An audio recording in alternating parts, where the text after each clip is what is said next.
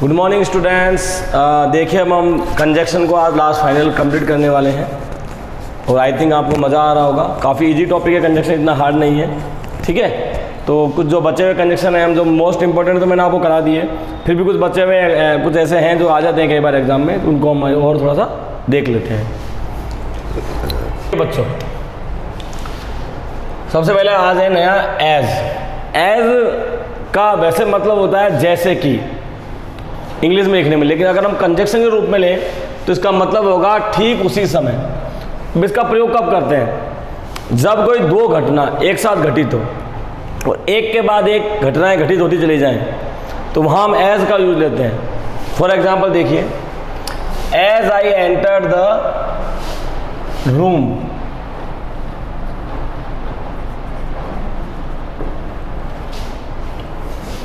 as I entered the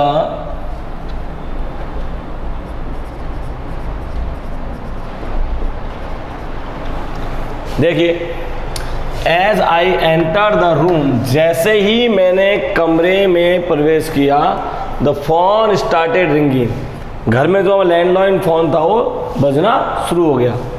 अब हुआ क्या, दो घटनाएं हुई, लेकिन कैसे हुई? एक के बाद दूसरी। तो as I enter the room, जैसे ही मैं कमरे में घुसा, यानी ठीक उसी समय क्या हुआ? द फोन स्टार्टेड रिंगिंग, जो घंटी थी फोन की वो बजना शुरू हो गई। तो इस तरह से दो घटनाएं जब एक साथ हों तो आप ध्यान रख लेना वहाँ एज का हम यूज करेंगे।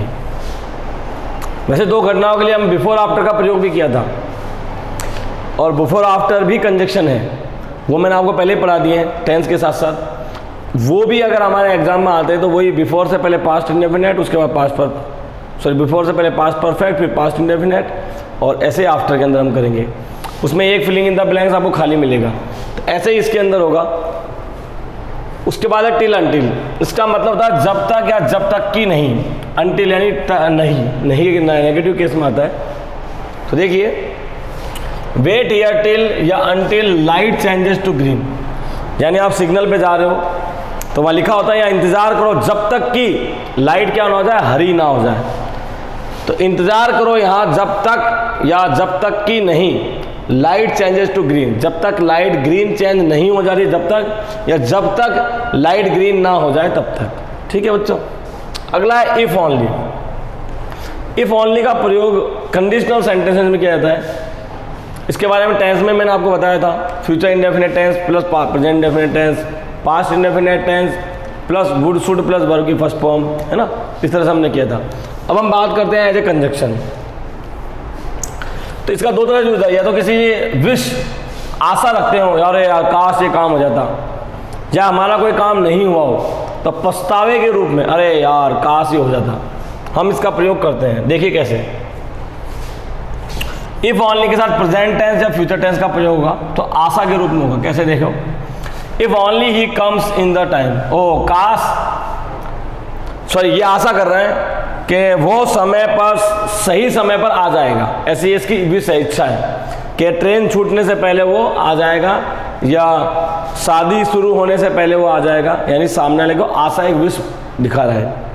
दूसरा है इफ ओनली के साथ पास्ट इंडेफिनेट और past perfect. If only she did not come, past indefinite negative sentence. If only she did not come मतलब पछतावा, अरे यार काश वो भी आ जाती, यानी वो नहीं आई, है ना। तो ये पछतावा शो करने के लिए इफ ओनली का प्रयोग हमने यहाँ किया है। अगला देखिए इवन इफ। ये इवन इफ और ये एज, ये कई बार पूछा जाता है। टिल अंटिल भी बहुत सारा कई बार पूछते हैं हम। इवन इफ बहुत इंपॉर्टेंट है, भले ही। अब होगा इवन आई नो दैट, मैं जानता था, यहाँ तक कि मैं जानता था, इसका वैसे मतलब होता है यहाँ तक कि, यहाँ है भले ही, चाहे, क्यों नहीं। तो you must read this book even if you are not ready. कहने का मतलब क्या है, यहाँ तक कि या भले ही तुम तैयार नहीं हो, तुम्हें फिर भी इस किताब को पढ़ना ही पड़ेगा। तो इवन इफ का प्रयोग हम इस प्रकार के सेंटेंस में करते हैं, जैसे you must read this book, तुमको एक किताब पढ़नी होगी, यहाँ तक कि या भले ही if you are not ready, तुम तैयार नहीं हो। ठीक है बच्चों। तो ये हो गया हमारा even if only, till until, as, इस प्रकार के, और कुछ मैंने जो इंपॉर्टेंट आपको बताए थे वो सारे लगभग सेंटेंस हमने कर लिए। अब 2-4 और बच रहे कंजक्शन, वो फटाफट हम खत्म कर लेते। आ जाओ फटाफट बच्चों। अगला कंजक्शन हमारा अदरवाइज। अदरवाइज का मतलब था अन्यथा नहीं तो, अगर तुमने ये काम नहीं किया तो तुम्हारे साथ ये होगा। तो you must do it otherwise I will punish you.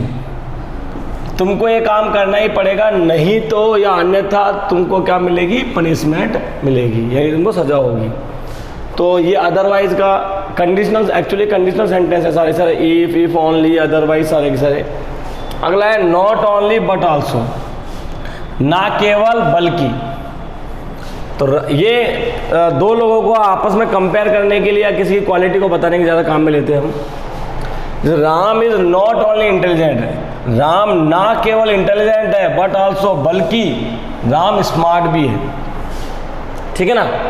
तो क्या किया, राम का कंपैरिजन करने के लिए दूसरे लोगों से या उसकी क्वालिटी बताने के लिए हमने विशेषता बताने के लिए काम में लिया, ना केवल इंटेलिजेंट बल्कि स्मार्ट भी है।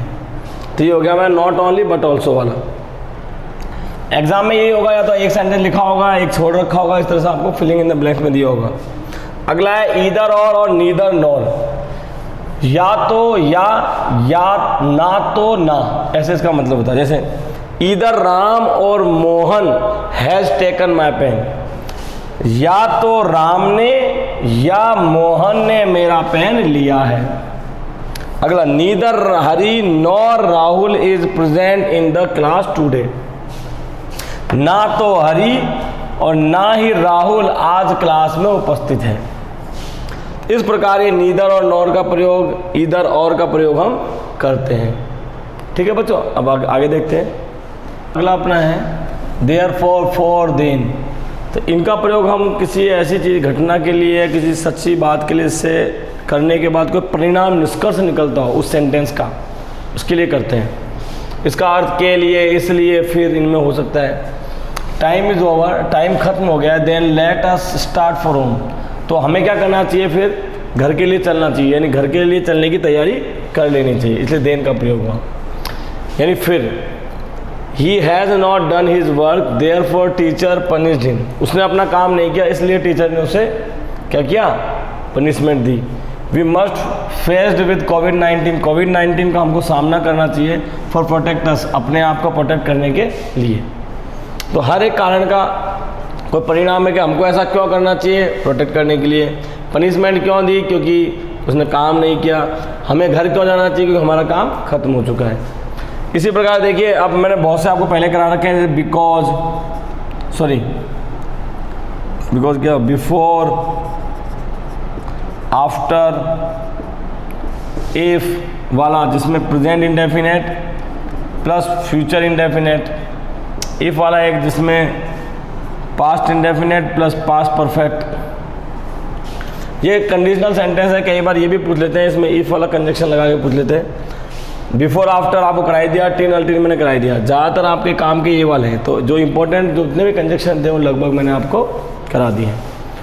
अब इसके बाद मैं इसकी क्वेश्चन की सीट दूंगा, और पहले मैं क्वेश्चन दूंगा ताकि आप उनको सॉल्व करें, फिर अगली बार उसकी क्वेश्चन के आंसर भी आपको दूंगा। ठीक है बच्चों, तो आप इस वीडियो को और पढ़िएगा। अब हमारे कंजक्शन खत्म हो गए, आगे हम एक नया टॉपिक शुरू करने वाले हैं, जो मैं आपको अगली वीडियो में बताऊँगा। ठीक है बच्चों, धन्यवाद।